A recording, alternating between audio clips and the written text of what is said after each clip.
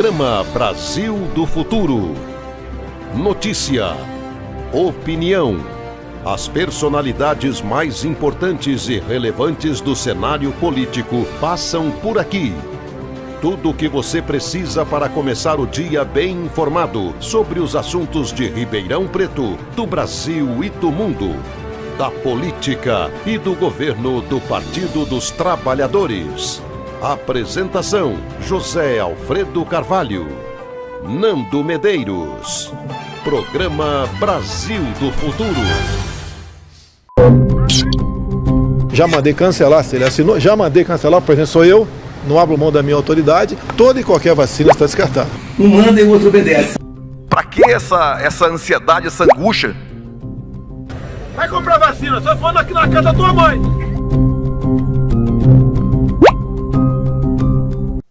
Olá, minha gente, estamos de volta aqui com a nossa série Réu Confesso.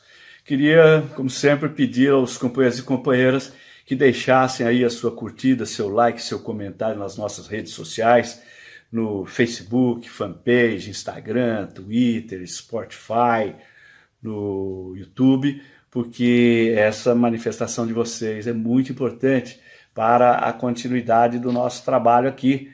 Nós que temos feito o possível para trazer com frequência as notícias da CPI da pandemia. Hoje vamos falar do crime de omissão. Para implementar a imunização de rebanho, Bolsonaro se cercou de assessores omissos. Relatório do TCU aponta falta de ação adequada de Braga Neto e Pazuello, este último investigado pela Polícia Federal. É simples assim. Um manda e o outro obedece, diz o general Pazuello. Ao seu lado, Jair Bolsonaro ri feliz da vida, não deixando dúvidas sobre qual dos dois manda ali. A felicidade do presidente também revela que, finalmente, ele teve um ministro da Saúde disposto a obedecer ao mandamento número 1 de sua gestão na pandemia: não fazer nada que atrapalhe o novo coronavírus a se espalhar o mais rapidamente possível. Para ser bem-sucedido em sua estratégia genocida de imunização de rebanho, Bolsonaro precisava de assessores omissos, obedientes, e o caso de Pazuello é o mais emblemático. Após assumir o Ministério da Saúde, o general assinou o protocolo recomendando o uso de cloroquina para tratamento da Covid. Voltou atrás na decisão de comprar doses da Coronavac, ignorou a oferta de outras vacinas e depois questionou: para que essa ansiedade? Cancelou a compra de insumos hospitalares, deixou de agir para evitar a falta de oxigênio em Manaus. Enfim, a lista de omissões é enorme. Resultado: Pazuello viu, ao longo de sua desastrosa gestão, o número de mortes por Covid saltar de 15 mil para 290 mil e deixou o ministério acusado de crimes, com investigação pela Polícia Federal aberta no Supremo Tribunal Federal por omissão no caso da falta de oxigênio em Manaus. Além disso, relatório do Tribunal de Contas da União também apontou omissões de Pazuello, citando entre os erros do ex-ministro a falta de testes em massa e falhas na distribuição de kits de intubação e medicamentos. Pazuello, evidentemente, não foi o único a se omitir no governo. Outro relatório do TCU recomendou a abertura de um processo para averiguar a conduta do ministro da Defesa, general Braga Neto, na época em que ele estava à frente da Casa Civil e coordenou o Comitê de Crise do Governo. Segundo reportagem do jornal O Estado de São Paulo, o documento aponta graves omissões do general, incluindo a de não ter contribuído da forma que seria esperada para a preservação de vidas durante esse período da pandemia. A omissão de figuras centrais do governo Bolsonaro é outro ponto que a CPI da Covid pode investigar mais a fundo e que certamente preocupa o Planalto. Na tabela em que a Casa Civil da Presidência listou os crimes do Executivo na pandemia e que deu origem a esta série, Réu Confesso, a Casa Civil anotou no item 20 o seguinte crime, entre aspas: General Pazuello, General Braga Neto e diversos militares não apresentaram diretrizes estratégicas para o combate à Covid. Fecha aspas. Sim, diversos. Apesar de Bolsonaro ser o principal autor do crime contra a vida dos brasileiros, ele contou com a complacência de muitos que, como Pazuello e Braga Neto, concordaram com a estratégia de imunização de rebanho. São, ao lado do atual presidente, responsáveis também por centenas de milhares de mortes que teriam sido evitadas se o governo não tivesse colocado os interesses econômicos à frente da preservação da vida. Esses crimes de omissão precisam ser, de fato, apurados e devidamente punidos. Por hoje era isso. Agradeço muito a atenção de todos e todas e espero contar com a vossa companhia no próximo podcast do Réu Confesso. Muito obrigado e até lá. O Brasil é dos brasileiros e das brasileiras. Nosso país é soberano, um país único que tem diversidade, riqueza e seu maior diferencial, o povo brasileiro. Milhões de brasileiros e brasileiras que acordam cedo todos os dias, que não fogem à luta, que têm orgulho do Brasil e defendem o que for melhor para si e para o crescimento do país. Um povo que sabe a importância de ter casa, luz, comida na mesa, respeito ao trabalho e dinheiro no bolso para viver com dignidade. Estamos aqui para ser o canal e a voz do maior partido de esquerda do mundo, da nossa militância, dos trabalhadores e trabalhadoras do país. Assim como o Brasil cresce, nossa comunicação cresce também. Registramos os momentos históricos do país, priorizamos as principais coberturas, acompanhamos de perto o que muda de fato na vida do povo. A partir de hoje, o Brasil sai do mapa da fome. Aqui valorizamos o povo brasileiro, damos voz a quem ajuda o Brasil a crescer, a quem dá a cara para enfrentar injustiças sociais, lutar por justiça tributária e defender nossos diferenciais. Quem luta para garantir educação a todos, crédito para o trabalhador e mudanças sociais de verdade. A gente respeita todos que fazem parte do nosso Brasil e te convidamos a seguir com a gente na transformação da nossa história. E com orgulho podemos dizer, somos brasileiros e fazemos parte da TV PT. Aqui brilha uma estrela.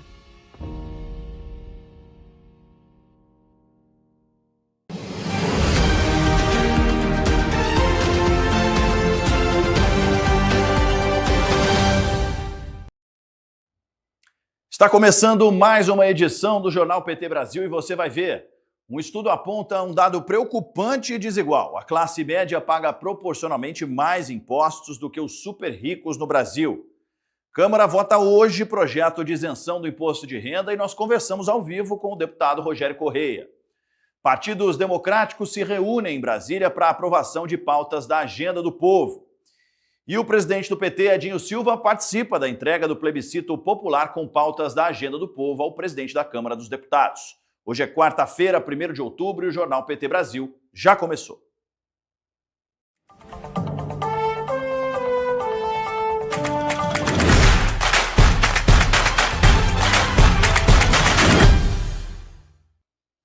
Muito boa tarde para você, seja muito bem-vindo. Estamos ao vivo via satélite pelo PT Sat, no canal 1313, também pelo YouTube e a Rádio PT. Quem apresenta esse jornal com a gente em língua brasileira de sinais são Marcelo e Nayane. Comente, envie sua mensagem e sugestão, aproveite também, já se inscreva em nossos canais oficiais e ative as notificações para ficar por dentro de tudo. A gente abre essa edição contando que o Brasil vive um paradoxo tributário. Quem ganha menos, paga mais. E os super ricos, aqueles que acumulam rendimentos milionários, seguem contribuindo proporcionalmente muito menos do que a classe média. Mas essa realidade pode estar com os dias contados. Hoje vai ser votado na Câmara dos Deputados um projeto do governo Lula de isentar o imposto de renda para quem ganha até R$ 5.000 por mês. Muito boa tarde para você. Pois é, enquanto a classe média paga quase 10% de tributos no imposto de renda, os super ricos, com ganhos mensais acima de R$ 400 mil, pagam menos da metade disso. É o que mostra um levantamento inédito do Sindifisco Nacional, que é o Sindicato dos Auditores da Receita Federal. Entre 2007 e 2023, a alíquota efetiva, ou seja, o quanto realmente sai do bolso, caiu quase 40% para os mais ricos. Isso acontece porque a maior parte da renda desse grupo vem de dividendos, que são lucros distribuídos por empresas que não são taxadas no Brasil desde 1996. Enquanto isso, o trabalhador que ganha entre 5 e 30 salários mínimos paga, em média, quase 10% de imposto e viu essa carga aumentar nos últimos anos, com a tabela do imposto de renda congelada e defasada pela inflação.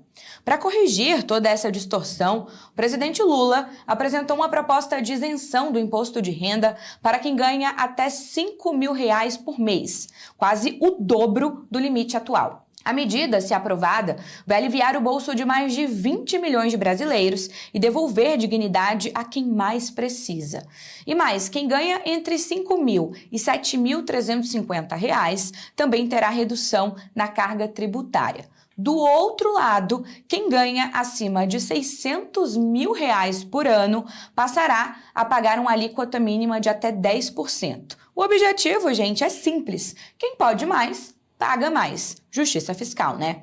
O modelo prevê também que quem já paga mais do que 10% não terá cobrança adicional. Mas quem paga menos, graças às isenções e brechas, terá que compensar a diferença no ajuste anual. A proposta enviada pelo governo Lula quer equilibrar a balança de um sistema que há décadas penaliza os que menos têm e protege mais os privilegiados. A votação está prevista para acontecer hoje na Câmara dos Deputados. E, se for aprovada, será um passo histórico rumo a um Brasil mais justo, mais digno e com impostos que pesam menos no prato do trabalhador. Volto com você, Matheus.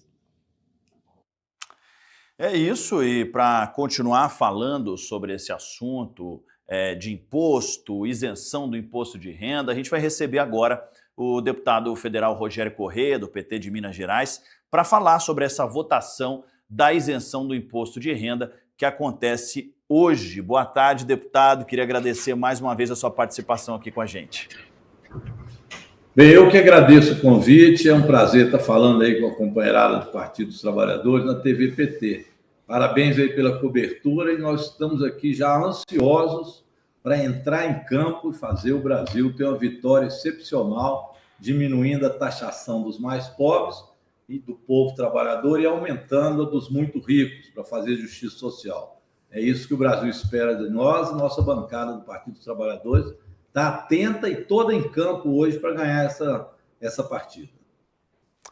Deputado, queria começar te perguntando, então, não tem como não perguntar sobre isso, né? Hoje a Câmara, como o senhor mencionou, vota essa proposta do presidente Lula de isenção do imposto de renda para quem ganha até 5 mil, com a diminuição também para quem ganha até R$ 7.300, né? Vai beneficiar aí 15 a 20 milhões de brasileiros, né? Mas a gente sabe também que a extrema-direita, a oposição, tenta fazer algumas manobras para barrar a compensação dessa isenção, que seria a tributação sobre os mais ricos, né? De que forma o PT, os parlamentares, vão se articular para buscar barrar essas propostas da oposição, deputado? Pois é, pessoal, tem muita gente já aqui em Brasília na Câmara, viu? Muita mobilização social. O pessoal que está fazendo também o plebiscito popular já está aqui e nós mobilizamos a nossa população para vir até a Câmara. Então, nós somos aqui com muita gente dos sindicatos, militantes de base, pessoas, brasileiros que estão interessados e que nós chamamos para assistir hoje a votação. Então, nós estamos com a Câmara cheia. A outra questão são as redes sociais, pessoal, ficar atento. o que o PL, os bolsonaristas estão querendo fazer? Eles querem fazer uma emenda estendendo esta proposta do presidente Lula de forma demagógica e mentirosa até R$10.000. Aí as pessoas podem falar, que bom, como são bons esses bolsonaristas, estão ampliando aí a faixa de isenção. Só que não. Na verdade, eles tiram dos ricos a obrigatoriedade de compensar essa isenção. Então, na prática, eles liquidam com a proposta, porque nós não teríamos a indicação da fonte de receita. E quando não tem fonte de receita, o projeto não tem validade. E assim eles anulariam esse projeto de lei. Então, nós estamos pedindo muita atenção, o pessoal ficar aí com a hashtag nas redes, imposto de renda, IR sem armadilha. IR sem armadilha. Essa é a nossa hashtag de hoje. A armadilha é exatamente essa, para me explicar melhor. Eles vão tentar fazer uma emenda e nessa emenda não tem quem vai pagar a conta, ou seja, eles não colocam os super ricos para compensar essa medida da isenção até R$5.000. E você sabe, já foi dito aí, que 140 mil pessoas, que são muito ricos, bilionários, vão ter que pagar até 10%. Não é muito, não. Do imposto de renda deles, da renda deles, complementar até 10%. Isso é que vai fazer com que a gente possa isentar até R$5.000, e a isenção vai garantir aí que 30 milhões de brasileiros fiquem sem pagar imposto. Então, muita atenção nessa armadilha aí dos bolsonaristas, hein? Nós não podemos permitir que eles aprovem emendas que vão destruir o projeto, que é a intenção deles para tentar derrotar aí a medida do presidente Lula, que é tão popular. Deputado, o senhor está desde cedo aí na Câmara, né? Como é que o senhor está sentindo esse clima, a expectativa da votação, as conversas também com os parlamentares, a posição também, a oposição também? O senhor acredita que vai ser uma noite tensa? Como é que vai ser essa situação toda? Hoje eu tive reunião da Comissão de Finanças e Tributação, que eu sou o presidente. Essa comissão é que também olha qualquer projeto de aumento de despesa, e também, neste caso, este próprio projeto, a gente tem um carinho muito especial com ele. É um projeto também que é da nossa comissão, vamos dizer assim, é da temática da comissão. Eu conversei com vários deputados, em especial os deputados do Centrão, que estão dizendo que votarão conosco e votarão no parecer do deputado Arthur Lira, que é o relator do projeto. Nós estamos de acordo com o parecer dele, que vai, então, fazer a isenção, como que é o presidente Lula, até R$5.000 e vai estender a faixa de 5 a 7.350 para pagar menos impostos. Então, os deputados do Centrão me confirmaram que votarão favorável. O que eu acho que votarão tentando esta armadilha que eu expliquei para vocês são os deputados bolsonaristas. Mas é bom a gente ficar de olho nisso, né? A proposta, para a gente entender melhor, dar um dado concreto, vamos pegar aí quem ganha R$5.000. Quem ganha R$5.000 hoje paga imposto de renda mensalmente de R$335,15. É uma alíquota de 6,7%. Com o projeto do presidente Lula, ele vai passar a pagar zero. Isso significa que no ano ele vai ter um acréscimo, que aquele mensal que eu falei, de R$4.467. Então, por exemplo, uma professora, colocar aí minhas colegas professoras, que ganha até R$5.000, hoje pagam R$4.467 de imposto de renda. Então, ao final do ano, elas têm subtraído do salário R$4.667. Vão ter esse recurso a mais. É basicamente um 14º salário. Eu falei para as professoras, mas vale isso aí também para todo trabalhador e trabalhadora até a faixa de R$5.000. Os que ganham até R$7.750 vão ter o abatimento completo até R$5.000, não paga nada. E vai pagar só na faixa acima de R$5.000. Então, se ele ganha R$7.000, ele vai pagar imposto de renda só de R$2.000. Então, realmente, é um abatimento também grande para essa faixa. Então, ele atinge trabalhadores e atinge também setores aí da classe média. Deputado, essas manobras que a extrema-direita está buscando aí para blindar os super ricos, ela inevitavelmente acaba punindo novamente os pobres, né? Porque acaba empurrando para o governo uma expectativa de corte de gasto, que é o que a extrema-direita está buscando. É isso mesmo? Só que acontecendo isso fica nulo, porque como não colocou a fonte de receita, esse projeto não terá validade, ele fica inconstitucional.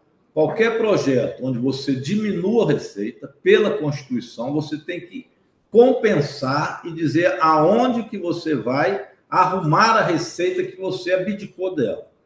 Então, se nós abdicamos da receita, que são aqueles que ganham até R$5.000, que não pagarão imposto, alguém tem que pagar a conta, tem que tirar de algum outro local. Se isso não acontece, essa proposta fica nula, então ela não seria válida. Então, o que eles querem é exatamente dizer que eles, para não dizer que anularam o processo, votariam uma armadilha, que ao final das contas seria a anulação dessa lei. Então, é muito perverso o que eles querem fazer. Então, é bom o povo ficar atento, não aceitar essas emendas e a gente marcar aí o rosto de cada deputado. Acho que a Câmara aqui, ela está devendo ao povo brasileiro a aprovação de propostas positivas. Nós tivemos mobilizações domingo retrasado, que foram grandes exatamente porque a Câmara aprovou um projeto que depois foi barrado no Senado, que era aquela tal PEC da blindagem. E aquilo no Senado não passou. Então, a Câmara ficou em maus lençóis, porque tentou aprovar algo que ia blindar os deputados e ao invés de aprovar, por exemplo, essa proposta de imposto de renda. Então, acho que hoje é uma forma também da própria Câmara de Deputados se redimir disso. Por isso, eu acho que o presidente Hugo Mota, sentindo que é preciso resgatar a Câmara, fez questão de colocar hoje na pauta. O parecer, repito, do deputado Arthur Lira, que foi presidente da Casa, é favorável ao projeto e, com este parecer, o Partido dos Trabalhadores e o governo estamos favoráveis. Então, a gente quer aprovar o parecer e não aprovar as emendas. Vamos ficar claro com isso. Esses bolsonaristas, para dizer a verdade, são muito folgados, porque Bolsonaro, quando foi presidente da República, tinha prometido que ia fazer isenção até R$5.000. E não fez nada. Aliás, ele nenhuma tabela do imposto de renda na época dele foi reajustada.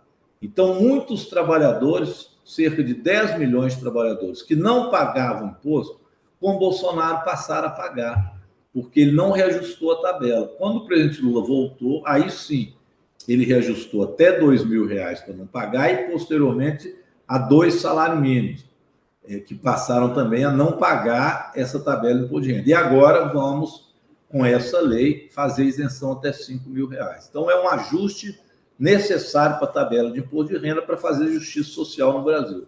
Tem um dado muito interessante, uma outra tabela, que é o tanto que os ricos pagam imposto no Brasil, e é muito pouco. Olha, para você ter uma ideia.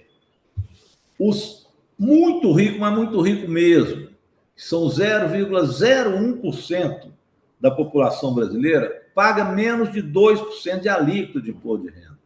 Você imagina que os que ganham mais, são trabalhadores, assalariados, está na faixa aí de 27,5%, né? Por exemplo, nós deputados que ganhamos bem, pagamos 27,5% do imposto de renda.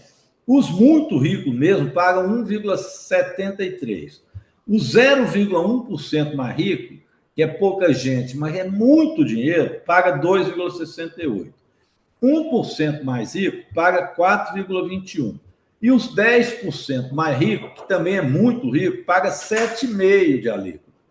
Enquanto a população brasileira paga até 27,5% de imposto de renda, e muitos pagam aí 30%, 20% de imposto de renda. Então, está completamente injusto. É essa parte aqui que nós vamos fazer pagar até 10%.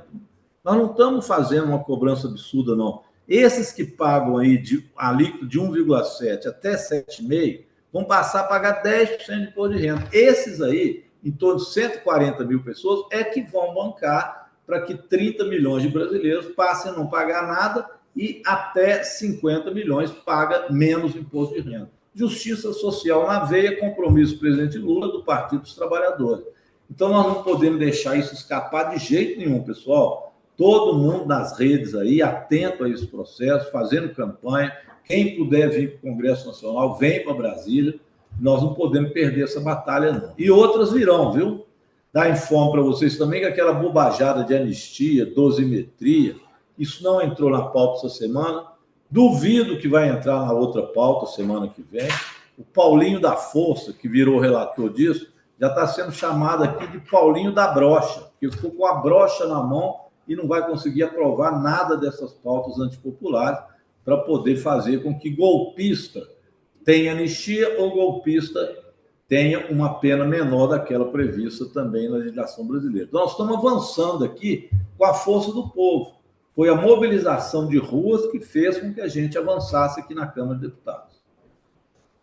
Deputado, eu queria agradecer muito a participação do senhor, então, desejar sucesso aí nessa luta hoje aí, por essa votação tão importante para todos os brasileiros. Obrigado, viu? Isso aí, atenção todo mundo nas redes aí, na mobilização, hein? Sempre na luta. Valeu, tá aí a participação ao vivo do deputado federal Rogério Correia, do PT de Minas Gerais, que tá aí, convidou a galera para se mobilizar nas redes, também presencialmente, no Congresso Nacional, na Câmara dos Deputados, principalmente, para essa votação importante de hoje à noite, que vai definir aí a isenção do imposto de renda para quem ganha até R$5.000, uma proposta do presidente Lula para corrigir e trazer mais justiça tributária e corrigir distorções no Brasil. A seguir, nós mostramos que partidos democráticos se reuniram em Brasília para a aprovação de pautas da Agenda do Povo. Não sai daí que a gente volta já.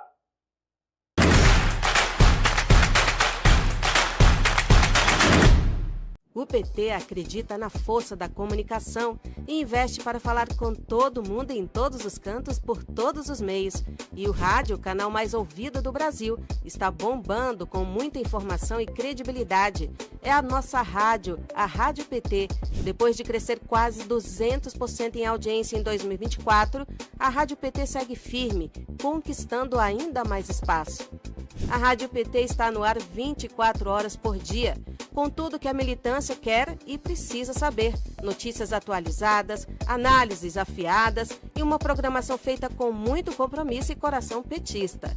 Tenho notícias do PT, boletins diários e o nosso podcast que já passou da marca de 700 episódios.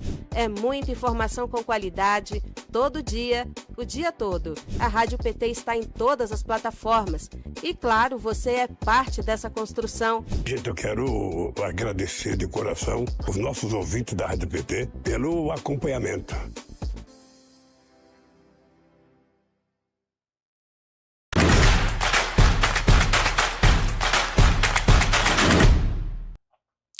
Estamos de volta com o Jornal PT Brasil e os partidos de campo democrático se articularam em Brasília para defender uma agenda de justiça tributária e de valorização do trabalhador. Na pauta, a isenção do imposto de renda para quem ganha até R$5.000 e outras propostas que pretendem enfrentar privilégios e reduzir desigualdades. Vamos acompanhar. Os presidentes nacionais do PT, PSOL, PSB e Rede Sustentabilidade se reuniram em Brasília para tratar da pauta tributária. No centro das discussões, a proposta de isenção do imposto de renda até R$5.000, apresentada como medida de alívio ao trabalhador. O encontro teve como foco alinhar as estratégias conjuntas para a votação do projeto de isenção do imposto de renda. A avaliação dos partidos é de que se trata de uma pauta que interessa à maioria da população brasileira e que só será aprovada com uma postura firme de enfrentamento às manobras da oposição no Congresso. Os partidos também debateram outras pautas, como o fim da escala 6x1, que já vem sendo discutida na Câmara, e a taxação de bancos, de empresas de apostas e de grandes fortunas. O presidente nacional do PT, Edinho Silva, defendeu a consolidação do campo democrático e o fortalecimento da unidade para avançar com a pauta da justiça tributária. Só reforçar que nós estamos trabalhando para consolidar esse campo político e queremos ampliar esse campo político. Entendemos que o Brasil necessita da consolidação de uma concepção, de uma organização partidária que não só paute agendas de interesse do povo brasileiro, mas também consolide a vocação do Brasil pela democracia. Então, esse é o nosso objetivo, nós trabalharmos firmemente para que não só esse campo se consolide, mas que a gente possa atrair outras forças democráticas para o nosso diálogo. A presidenta do PSOL, Paula Corradi, destacou as prioridades debatidas na reunião. A reunião de hoje tratou sobre a agenda que nós queremos pautar para o Brasil, a necessidade desse campo democrático reforçar quais são as agendas necessárias para o país. E para nós, nesse momento, tem 3 que são essenciais. A primeira é a isenção de imposto de renda para quem ganha até R$5.000, que pode ser aprovada na Câmara na próxima quarta-feira. Essa reunião tem o sentido da gente também reforçar a articulação em torno desse tema, do fim da escala 6x1 e da taxação dos bancos, das bets e dos bilionários. E, além disso, reforçar o nosso compromisso com a democracia e que esse compromisso passa por não fazer nenhuma concessão a nenhum ato autoritário, seja vindo de quem foi. O presidente do PSB, João Campos, reforçou a necessidade de um sistema tributário mais justo e progressivo. A gente entende que é fundamental aprovar a isenção do imposto de renda, lembrando que há uma isenção até os 5.000 e a desoneração até 7.300, e poder avançar nessas outras 2 pautas citadas aqui pela presidente Paula, que são muito importantes. Construir um sistema tributário que ele seja justo e que ele possa, de fato, desonerar aqueles que menos têm e poder fazer com que os bilionários, bancos, bets possam contribuir mais com impostos que garantem as políticas públicas fundamentais ao país. Já o presidente da Rede Sustentabilidade, Paulo Lamaque, alertou para possíveis tentativas da oposição de desfigurar o projeto no Congresso. Estamos buscando também esclarecer a população de que propostas mirabolantes agora não vêm no sentido de ajudar, vêm no sentido de sabotar, porque normalmente virão de quem já teve a oportunidade de fazer e, lamentavelmente, não fez. Não, pelo menos para o bem da população. Então, são partidos comprometidos com o povo, comprometidos com as pessoas com menos recurso, que são a maioria da população desse país, que está aqui buscando a priorização da votação do projeto do imposto de renda da forma como ele foi aprovado na comissão. Na sequência da reunião, os dirigentes vão defender esse pacote de propostas no Congresso e nas negociações com deputados e senadores. É uma agenda fundamental de interesse do povo brasileiro. Esperamos que o Congresso, nessa semana, aprove, provocando o início da justiça tributária. Ou seja, nós vamos conseguir garantir que o trabalhador e a trabalhadora pague menos impostos, deixe de pagar impostos, e a gente também tem que caminhar para desonerar o empreendedor, desonerar o pequeno e médio empresário e tributar quem é privilegiado, aqueles que não pagam impostos e deveriam pagar.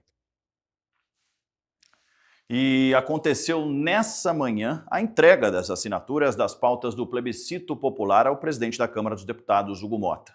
O presidente nacional do PT, Edinho Silva, acompanhou a entrega junto dos movimentos sociais. O deputado Lindbergh Farias, do PT do Rio de Janeiro, também acompanhou a entrega. A isenção do imposto de renda para quem ganha até R$5.000, a taxação dos super ricos e a redução da escala de trabalho são algumas das pautas que as pessoas votaram.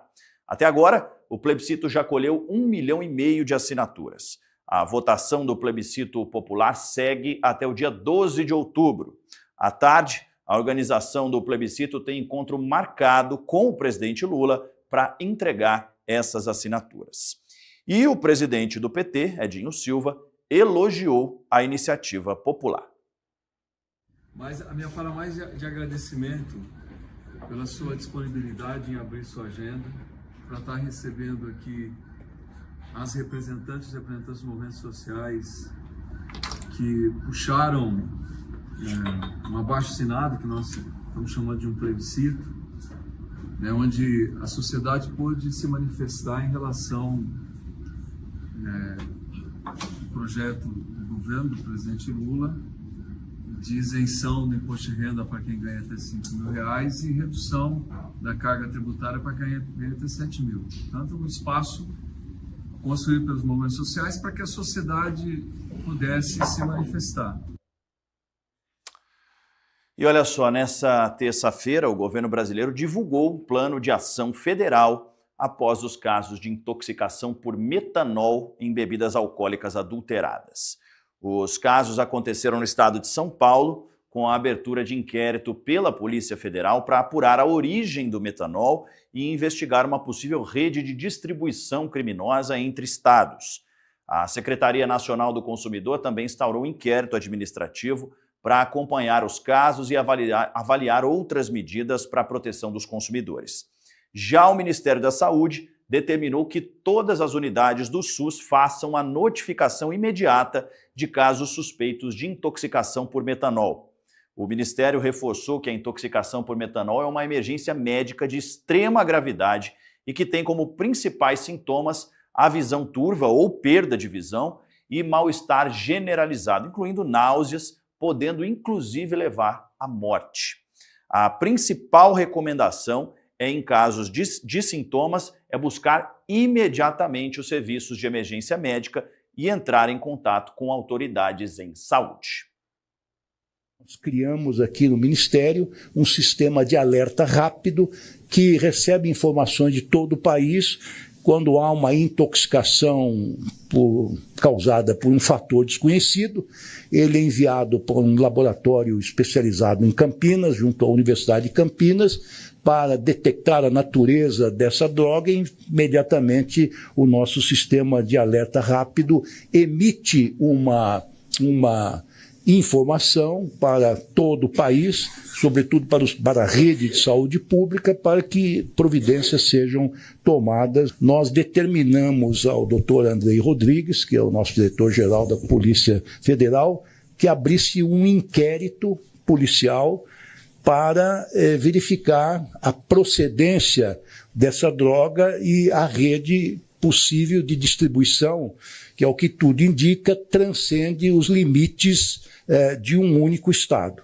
Tanto ao nível do Ministério da Justiça e da Segurança Pública, nós tomamos as providências cabíveis, providências, diria eu, enérgicas, para não só identificarmos a origem e podermos coartar a distribuição desses produtos que são claramente intoxicantes para a população, e também estamos em íntima cooperação com o Ministério da Saúde. A percepção da entrada da Polícia Federal é por suspeitar de que tem uma organização criminosa relacionada com isso ou um impacto nacional, o que reforça ações que o Ministério da Saúde também vai fazer, tanto de reforçar a ação local, mas também no nível nacional. Então, o Ministério da Saúde está reforçando não só na parceria que nós já temos e está funcionando muito bem com a coordenação epidemiológica da Secretaria Estadual de Saúde de São Paulo, com a vigilância da Secretaria Estadual de Saúde de São Paulo, mas o conjunto das secretarias estaduais e municipais de todo o país, graças ao trabalho da vigilância do Sistema Único de Saúde, de profissionais de saúde que perceberam que algo diferente estava acontecendo e fizeram essa notificação, permite não só que o SUS, mas sobretudo o nosso aparato de segurança possa ter ações ainda mais firmes para coibir essa atitude criminosa. E quero pedir o reforço aos profissionais de saúde para que estejam absolutamente atualizados, não só o nosso protocolo de notificação de suspeita de intoxicação exógena, como também do Guia de Vigilância e Saúde do Ministério da Saúde. Nós vamos publicar uma nota técnica separada, exatamente para dar mais visibilidade a essa questão que nós estamos identificando, para que os profissionais de saúde possam tirar qualquer tipo de dúvida, receber as várias orientações. Bom, a gente acompanhou aí os ministros, tanto da Saúde quanto da Justiça, falando sobre a ação da Polícia Federal e a investigação sobre uma organização criminosa. Isso acontece, pessoal, porque todas as bebidas que geraram essa intoxicação até o momento foram bebidas falsificadas, né? Existe, a gente sabe, inclusive a vigilância sanitária, as autoridades já fecharam alguns bares no estado de São Paulo também, na capital paulista, por conta dessa comercialização de bebidas adulteradas, né? Bebidas falsas. A gente sabe que as bebidas que são sérias, elas passam por um sistema de qualidade aí, uma medição para que não ocorram situações como essa, né? E as bebidas clandestinas estão sujeitas a esse tipo de situação. Então, as autoridades estão agindo nesse sentido. Outra informação que é importante colocar, a gente já reforçou para vocês a questão de entrar em contato com as autoridades em saúde, buscar atendimento, porque o metanol, ele não se diferencia muito em relação ao outro álcool. Então, você que está ali consumindo essa bebida não vai conseguir sentir qualquer tipo de alteração, seja pelo cheiro ou consumindo o gosto, você não vai perceber nada. Então, é necessário um estudo de laboratório, uma análise de laboratório, que é isso que as autoridades, como o ministro Lewandowski disse, eles estão buscando fazer para fazer o levantamento de tudo isso e poder agir para impedir que essas bebidas falsificadas ou, enfim, adulteradas circulem, né, pelo Brasil e gerem mais situações como essa. O Supremo Tribunal Federal publicou o edital de notificação do deputado federal Eduardo Bolsonaro pela denúncia apresentada pela Procuradoria-Geral da República contra ele. Com a citação, o parlamentar terá 15 dias para manifestar conhecimento da denúncia ou poderá ser julgado à revelia pelo Supremo. O ministro Alexandre de Moraes, relator da denúncia, já havia determinado que Eduardo fosse notificado por edital. Eduardo está nos Estados Unidos e é acusado de estimular sanções dos Estados Unidos contra o Brasil, entre elas comerciais, a aplicação da Lei Magnitsky e a suspensão de visto dos ministros da Corte e integrantes do governo federal. Hoje o TV Elas por Elas exibe uma aula com a deputada estadual Cida Ramos, uma das maiores referências na luta pela inclusão, pela justiça social e pelos direitos das mulheres. Acompanhem a aula hoje, então, a partir das 4 da tarde, aqui na TV PT.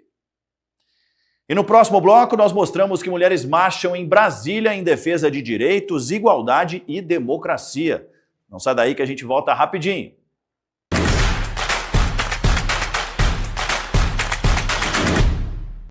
Comece suas manhãs com mais informação no Café PT. Os assuntos mais importantes para o dia a dia do trabalhador e da trabalhadora brasileiros, debatidos com lideranças do PT e do governo Lula. Já preparou seu café? Então chega com a gente, porque o Café PT começa agora. Assista programas inéditos toda segunda, quarta e sexta, às 9 da manhã. Ou confira a reapresentação logo após a reprise do jornal PT Brasil. TV PT. Aqui brilha uma estrela.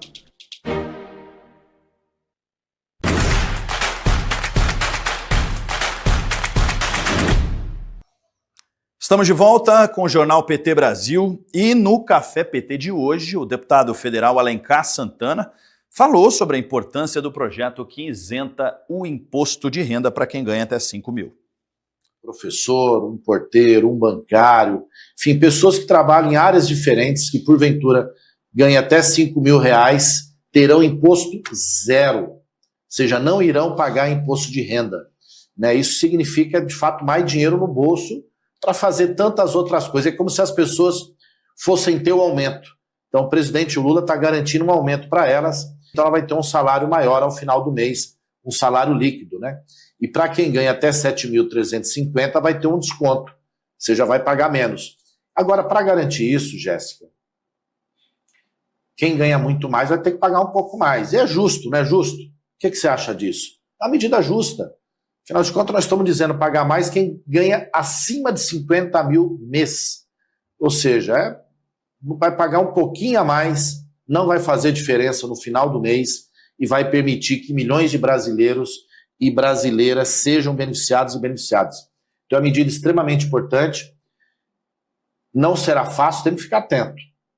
Tem que ficar atento. E é importante quem está nos acompanhando manifestar na rede seu apoio, sua opinião, porque esse projeto está pronto para ser votado desde o primeiro semestre, final do primeiro semestre. e está entrando na pauta só agora em setembro, porque as pessoas foram para a rua, se manifestaram, se posicionaram, gritaram em alto bom som. 3 coisas: que não queriam a PEC da blindagem, que não querem a anistia, mas que querem o imposto de renda. Lembrando que a votação é hoje, hein, pessoal, na Câmara dos Deputados. A gente já viu o deputado Rogério Correia, também agora o deputado Alencar Santana e vários deputados do PT também pedindo para a população se mobilizar nas redes sociais, quem puder também presencialmente, para pressionar e conseguir a aprovação dessa pauta, pressionar o seu parlamentar para que essa pauta seja aprovada na íntegra, sem possíveis alterações, manobras que a extrema-direita está tentando conseguir passar, né, justamente para prejudicar essa pauta e essa justiça tributária, que é uma pauta que o presidente Lula vem defendendo aí há bastante tempo. E a ministra da Gestão e da Inovação em Serviços Públicos, Esther Dweck, em entrevista ao Bom Dia Ministra de hoje, detalhou os últimos preparativos para a aplicação da segunda edição do concurso nacional unificado no próximo domingo. Domingo tem prova, o pessoal tem que estar preparado, chegar cedo, né? Então cheguem cedo, a partir de 11h30, os portões vão fechar 12h30 para dar tempo de alocar todo mundo nas salas direitinho.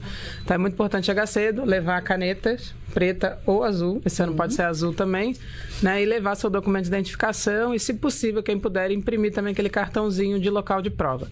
E muito importante, conferir o endereço do local de prova. Esse ano a gente vai ter as provas objetivas nesse domingo, né, agora dia 5 de outubro, e a prova é discursiva só no dia 7 de dezembro. Então a gente separou as 2 provas para justamente poder fazer num turno só, e aí a gente faz, quem é aprovado nessa fase passa para a segunda etapa, né, e faz a prova no dia 7 de dezembro. Uma das coisas importantíssimas do Concurso Público Nacional Unificado é aumentar a diversidade do serviço público, né? O nosso mantra é o serviço público com a cara do Brasil, porque com isso a gente consegue fazer políticas públicas realmente pensando na nossa população, né? Quanto mais diverso forem os servidores públicos, as servidoras públicas, mais eles conhecem a nossa realidade, mais eles trazem outras formas de olhar a política. Todo mundo vai fazer a prova objetiva, a gente vai ter uma classificação e a gente vai ver se tiverem mais homens que foram chamados para a segunda etapa do que mulheres, a gente vai completar com o mesmo número de mulheres. Então os homens que passaram, todos vão passar, vão ser chamados para a segunda etapa, mas, por exemplo, se forem chamados 100, tiver 60 homens e 40 mulheres, a gente vai chamar mais 20. Então, em vez de 100 pessoas, vão 120 pessoas para a segunda etapa,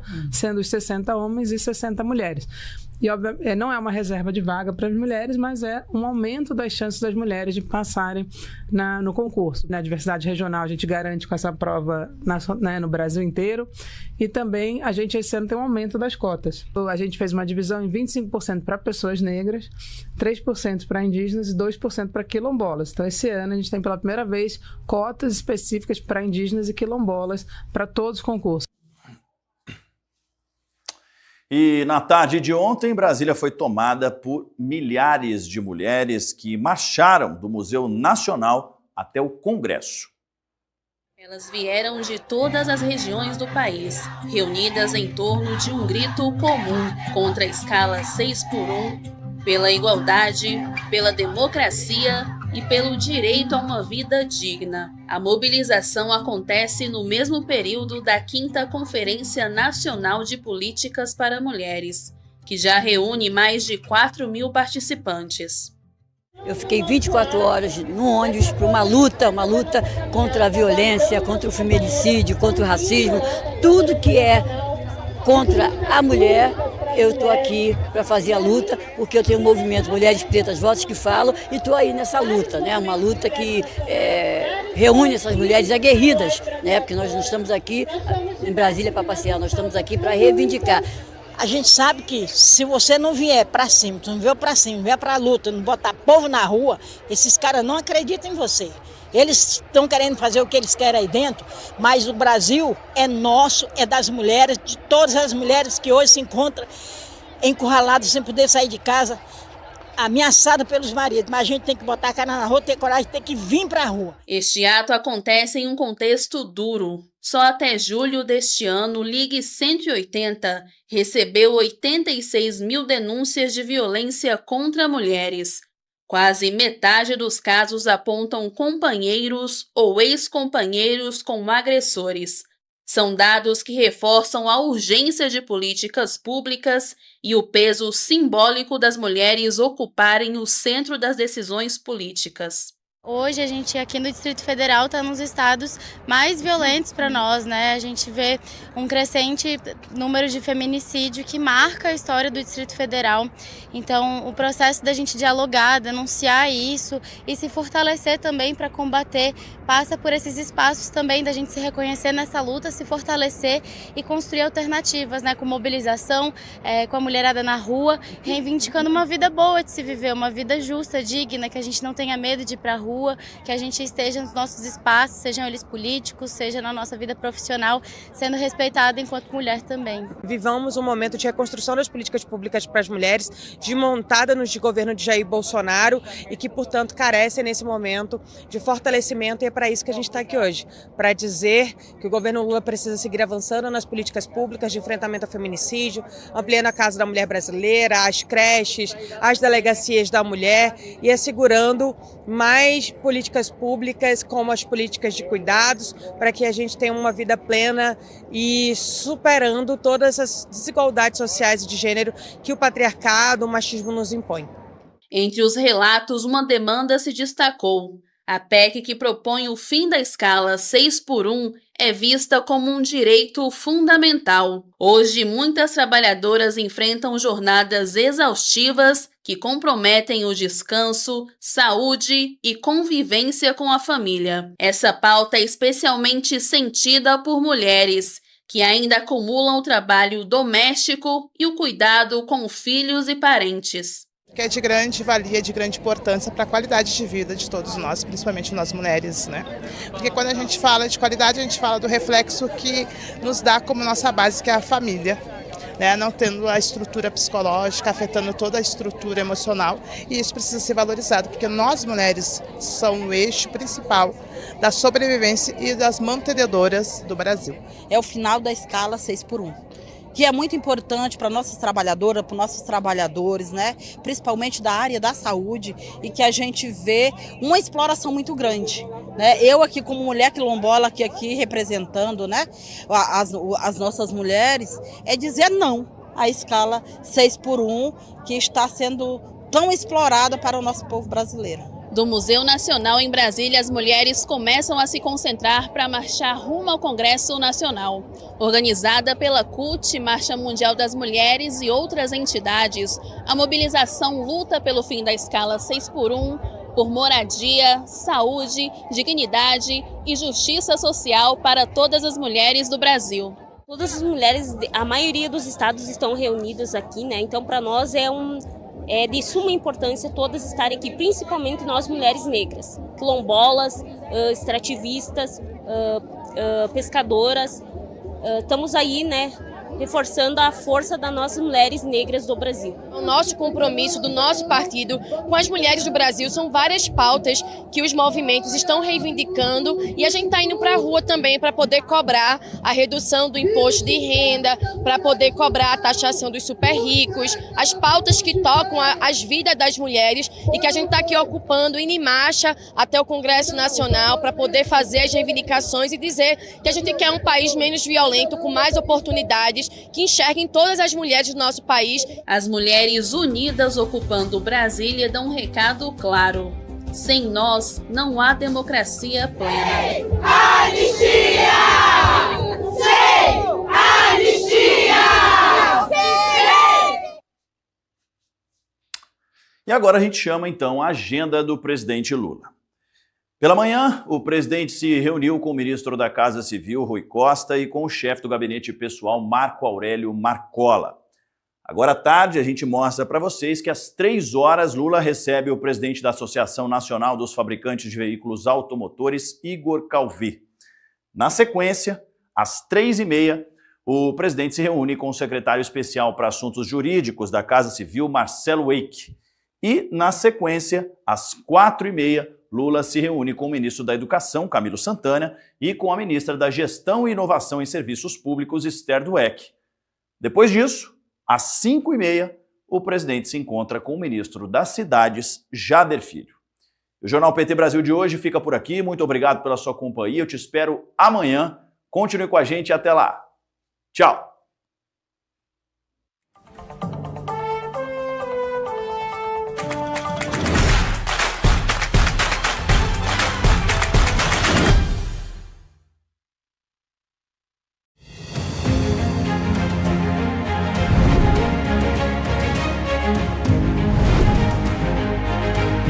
No programa de hoje você vai ver a audiência pública contra a reforma administrativa.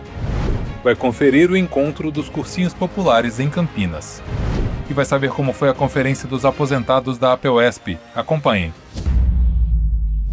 Na quarta-feira, 17 de setembro, foi realizada uma audiência pública na Assembleia Legislativa de São Paulo para debater o projeto de reforma administrativa que está sendo proposto no Congresso Nacional. A audiência reuniu representantes de entidades sindicais para debater os impactos da reforma não só para os servidores públicos, mas para toda a população, além de alertar para os riscos de privatizar serviços essenciais. A gente tem que entender que o serviço público é pilar fundamental da democracia, da soberania nacional. Quando a gente fala em serviço público, nós estamos falando de saúde, nós estamos falando de educação, nós estamos falando de habitação. Se a gente tira do público e passa para o privado, se privatiza, qual é o papel do Estado ou do governante, se não é prestar serviços para a população? Porque quando são candidatos, todos vão dar escola pública de qualidade, todos vão dar serviço público de qualidade, todos vão garantir mobilidade urbana, mas depois entra e fala, não, acho que é melhor a iniciativa privada tocar, nós não aceitamos. A justificativa para a reforma é de que ela supostamente moderniza o Estado, mas na verdade ela traz risco de eliminar direitos trabalhistas, fragilizar carreiras e precarizar os serviços públicos. Seria muito danoso para a população no termos de atendimento em todos os serviços públicos prestados para a sociedade e seria muito também penalizados todos os servidores públicos do Brasil e aqui do estado de São Paulo, precisamente. A reforma ameaça a estabilidade garantida aos funcionários públicos. Essa garantia, além de ser importante para impedir interferências políticas no trabalho dos servidores, também é fundamental para manter a qualidade dos serviços prestados à população. Eu, se pego um estudante e fico com o estudante até o período que eu estou como professora, a qualidade é uma. Se começa a trocar, por óbvio, o projeto político-pedagógico que eu construí vai ser continuado por outro que não construiu. Então, por isso que a gente defende que tem que ter concurso, tem que ter estabilidade, tem que ter carreira. No sábado, dia 20 de setembro, a APUESP organizou aqui no espaço do Sindipetro, na cidade de Campinas, um encontro de formação e preparação para cursos populares de todo o estado de São Paulo. A Educação na TV esteve presente. Foi um encontro estadual de cursinhos populares que discutiu a formação, gestão e manutenção dessa importante iniciativa educacional. No ano passado, a gente teve 43 estudantes que foram aprovados em universidades públicas. Então, isso não é pouca coisa. Isso é a demonstração que essa lei, que foi esse decreto criado pelo ministro Camilo Santana e pela secretaria, a SECADI, que é da diversidade, que discute desde EJA até a Rede Nacional de Cursinhos Populares, ela tem garantido, com certeza, uma inclusão para onde nós estamos podendo fazer esse cursinho. É isso que é a minha preocupação, onde nós estamos conseguindo fazer. Mas esse não deve ser a tônica da nossa luta. Nossa luta tem que acontecer em todo o território aqui do estado de São Paulo, face à política de rebaixamento da qualidade de ensino que o governo Tarcísio tem implantado aqui no estado de São Paulo. A Rede Nacional de Cursinhos Populares, que nós chamamos de CEPOP, é uma política pública do governo federal, do Ministério da Educação, que a partir de um programa já existente desde 2002, que é o programa Diversidade na Universidade, trouxe uma nova regulamentação. O programa Diversidade na Universidade existiu entre 2002 e 2007, ele foi descontinuado e ao assumirmos o governo, a SECADI, que é uma secretaria que foi extinta em 2019, foi reconstruída e com ela trouxe também a necessidade de alguns programas. Um deles é exatamente o apoio aos cursinhos populares. Os cursinhos populares têm se demonstrado como instrumentos extremamente importantes para a democratização da educação brasileira no que se diz respeito a acesso ao ensino superior. Na terça-feira, 23 de setembro, foi realizada na Alesp uma audiência pública em defesa da EJA, Educação de Jovens e Adultos, com a participação da professora Bebel. Veja, nós temos um quadro no estado de São Paulo de 1 milhão de pessoas analfabetas, no estado mais rico da nação. Isso não é pouca coisa. Isso é um sinal ruim no estado mais rico da nação. Nós temos exemplos lindos de educação de jovens e adultos. Se vocês pegarem os CEJAs, que são escolas que dão até formação quase que individualizada para aqueles alunos trabalhadores, foi um grande desenvolvimento, uma grande vitória nossa, mas agora não está fechando tudo. Está fechando tudo. E nós estamos aí lutando contra o governo de Tarcísio para que pare de fechar EJA, pare de pôr a distância e ofereça EJA presencial, porque é o mínimo que nós queremos. Qualidade de educação. No evento também foi discutido o Pacto Nacional de Superação do Analfabetismo e Qualificação da Educação. Agora, esse pacto é algo assim que vai fortalecer, na verdade, as políticas públicas de educação de jovens e adultos. Eu boto muita fé nisso, sabe? Viu, Luiz Fernando? Parabéns para você, parabéns para o Fórum EJA, e que vai fortalecer de uma maneira que a gente vai ter forças para segurar essa dureza do governador em fechar escolas e transformar em educação à distância ou um problema, como se fosse um problema daquele aluno. Não, ele foi um aluno trabalhador que não teve oportunidade de estudar em idade própria. Nos dias 23 e 24 de setembro, na cidade de Serra Negra, foi realizada a Conferência das Professoras e Professores Aposentados.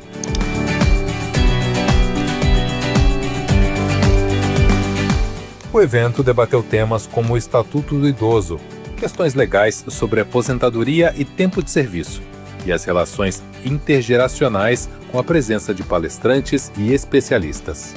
Nossa conferência, este ano, ela está sendo feita nesse período do Congresso. Isso é uma inclusão de mais uma atividade da nossa PUESP, do nosso sindicato, onde valoriza, porque nós temos no Congresso muita gente que é delegado aposentado. Então, nós trouxemos para a nossa conferência nesse momento, a pedido da direção, nós fizemos nesse momento para avaliar o trabalho do aposentado, a nossa Secretaria de Aposentados.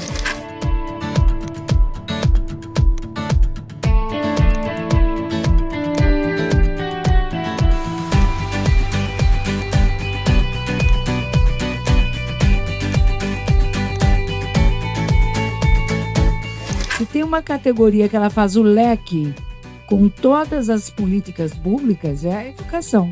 Não tem. Ela se interrelaciona com a saúde, com a segurança, com tudo. A educação, ela é eu diria que esse vetor central. Por isso, debater a horizontalização vai numa perspectiva do quê? Se nós queremos mais, eu tive isso na Assembleia Legislativa, não uma horizontalização para além dos deputados. Mas quando nós derrubamos o confisco de aposentados e pensionistas, foi só pela bancada de oposição ou nós tivemos que fazer uma articulação com toda a casa? Se eu sou quem eu sou, se eu cheguei aonde eu estou. E que não é privilégio, não é para viver de privilégio, porque eu não vivo de privilégio. Mas eu gosto do que eu faço. Eu devo inteiramente a cada um e cada uma de vocês. O programa de hoje fica por aqui. Na próxima semana você verá uma cobertura completa sobre o 28º Congresso Estadual da APEUESP, realizado em Serra Negra. Até lá!